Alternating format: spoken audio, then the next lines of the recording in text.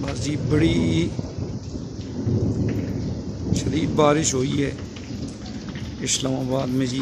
इस्लामाबाद में बारिश का मौसम, ये देखिए, समझ आई। अल्लाह पाक इस रमज़ान शरीफ के सदक़े ज़िम्मेदारों की खैर फरमाए। अल्लाह पाक, क्योंकि गंदम के लिए बड़ी जो है ना वो मुश्किलात है उन बेचारों के लिए।